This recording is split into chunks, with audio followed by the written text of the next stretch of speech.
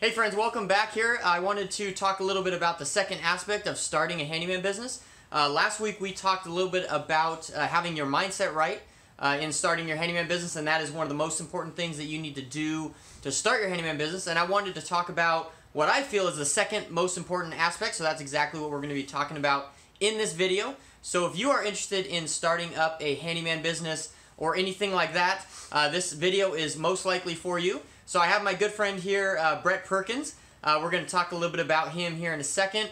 But what I really feel the second aspect of starting a handyman business is really reaching out to people who maybe already have been in it for a while or have some results in that. So here in this video specifically, we're going to be talking about the importance of apprenticeship and how that kind of leads into creating a successful handyman business. So with that, I'll turn it over to Brett, and he can kind of explain to you a little bit about who he is and why he's here in this video. Awesome. Well, thanks, Alan. I came here to, I live here close by, just a couple of cities over, and I reached out to Alan, and I'm looking to basically create a handyman business, and I knew that having already started a business and not to have been as lucky as Alan to have a good startup, because he had a good friend, his good friend Jason and everything, help him market and get that started. But you know, you can have a really rough time of it, and especially if you're going all in and starting off and not having a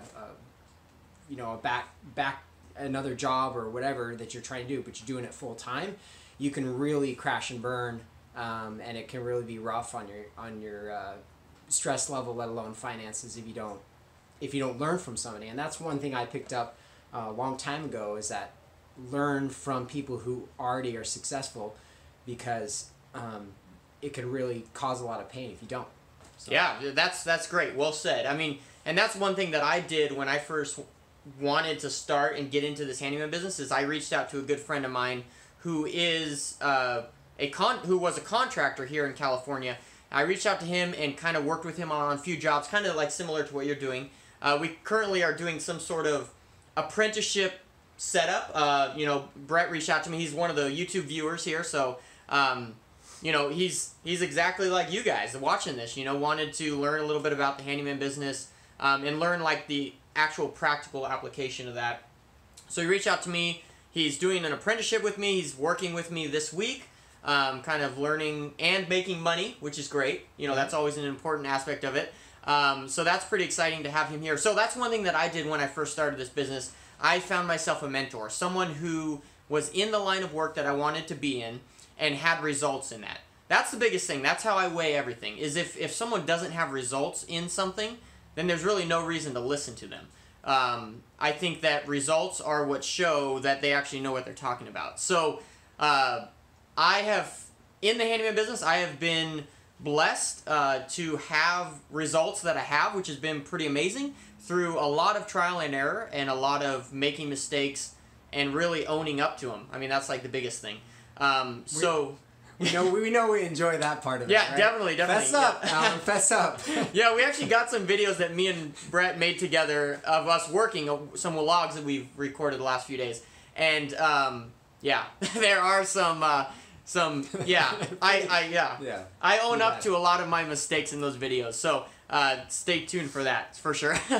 But and so I reached out to my mentor, and he was the one who told me. I remember, because one of my biggest fears or anxiety was actually doing a job that I wasn't completely familiar with and not knowing how to get the correct information on how to do that job. And I was scared to basically act or look like a fool in front of my customers, and basically, how do you have that confidence? Because in the end, like my personality at least, and I think that having some of that mindset is kind of understanding that you don't have to have all the answers, but you have to know where to find the answers, and realize that all the answers, they don't come from you. They come from other people that are more successful than you. So I think that's kind of the art of apprenticeship, and I think that's what the whole reason is of it. Like we were kind of talking about this model, and the person who comes to my mind is Joel Salatin, and how he hugely, he has interns come work for him every summer and teaches them the ins and outs of, raising chickens and beef and all this and that, and they go off and they start their own business. One of the great, people that have come from him is Ty Lopez, Right, I've heard of him. He has now started up his own farm, but he's obviously like a serial entrepreneur and just like learned crazy business principles from him. So anyway, so I guess long story short is, I think the moral of the story is, if you want to start a handyman business or do anything, if you want to become a chef, reach out to a chef that that has results in what you want to do and learn a little bit from them.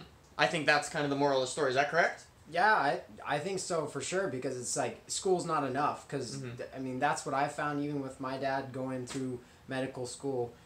They don't teach you business. They just teach you how to diagnose stuff, or whatever you want to call your trade, but they don't teach you how to run a business, and that's a huge part of success. So definitely, I think, practical application. So what are, like, you've been working with me for like 2 days now, and then you're gonna be working with me. What have you like learned so far that you feel is like a practical, thing that you can implement when you start your own handyman business?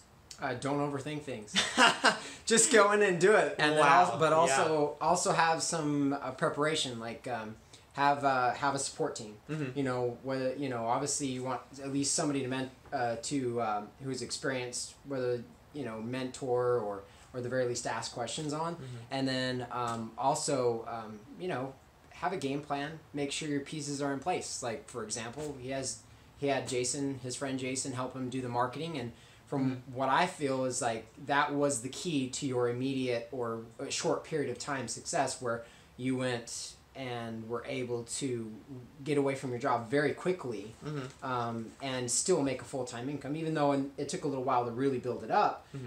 It made it so you weren't like financially crashing and burning. So definitely, that's huge. Yeah, I really like that thought, and I think that we've learned and seen that, because his personality is way different than mine. I'm one who just jump in, do it, and you're more of like the analytical side, which is great, and that's super awesome, because like, both of those ways, God created us exactly those ways for a specific reason, So coming to work with me, it's very much like little thinking and more doing, Right, which is good. It's handy a lot of times. But sometimes it causes issues, because it's like, oh, I should have thought about that a little bit more when I did it, Yeah. I mean...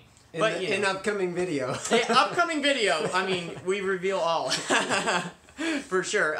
So if you are interested in a little bit more about this, the handyman marketing strategy that we've been talking about is detailed in depth in a marketing 101 course that we have over at handymanjourney.com. I would highly recommend you check that out. That's www.handymanjourney.com. Detailed handyman marketing course that tells you kind of how I got started, how I relied on people that knew more than I did. And so that's just, wanted to highlight that. Anyways, that's a little bit about, apprenticeship and what we feel, or what I feel is the second step to starting a handyman business. So if you guys have any questions, feel free to leave them either for me or Brett in the comment section, and we will get back to you. Thank you so much for tuning in, and I hope you all have a fantastic day. We'll see y'all later.